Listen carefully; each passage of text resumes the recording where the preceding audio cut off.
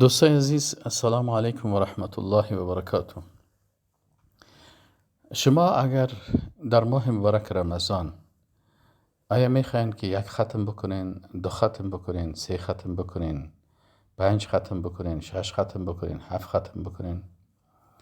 اگر میخواین که در ماه مبارک رمضان در کل ماه یک ختم بکنین، شما بعد از هر ختم هر نماز 4 صفحه بخونین. اگر شما بعد از ختم هر نماز که 4 دقیقه میشه، اینال بعد از ختم هر نماز 4 دقیقه 4 صفحه قرآن بخونین، شما در یک ماه ختم میتونین بکنین.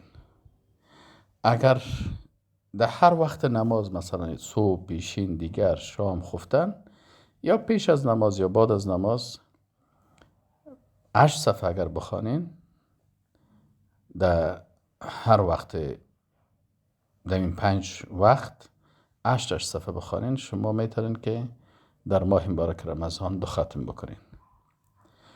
اگر در هر وقت نماز 12 صفحه بخونین، شما میتونین که چی کنین؟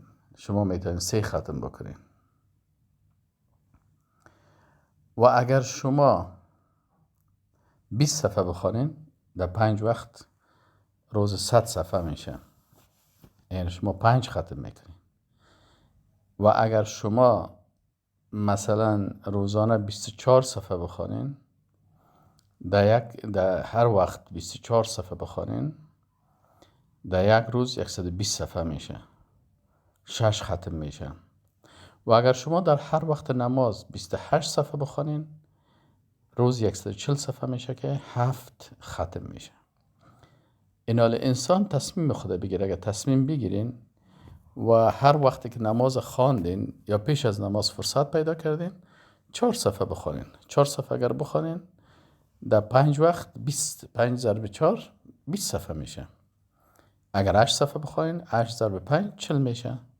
اگر 12 بخونین، 12 صفحه بخونین، 12 ضرب 5 یعنی 5 وقت 60 صفحه میشه. اگر 20 صفحه بخونین در هر وقت، در 5 وقت 5 ضرب 20 100 صفحه میشه. و اگر 24 صفحه بخونین ضرب 5 کنین، یعنی در 5 وقت نماز 24 صفحه 120 صفحه میشه، روزانه 6 ختم میشه. و اگر 28 صفحه بخونین، یعنی این 5 وقت 140 صفحه میشه، شما 7 ختم در یک ماه کرده میده.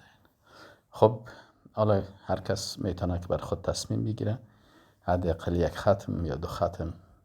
اگر زیاد نمیتونه، به این طریق میتونه بکنه. اگر هم تو تقسیم اوقات منظمه چی کنه؟ منظما در هر وقت نماز چند صفحه بخونه. و السلام علیکم و رحمت الله و برکاته.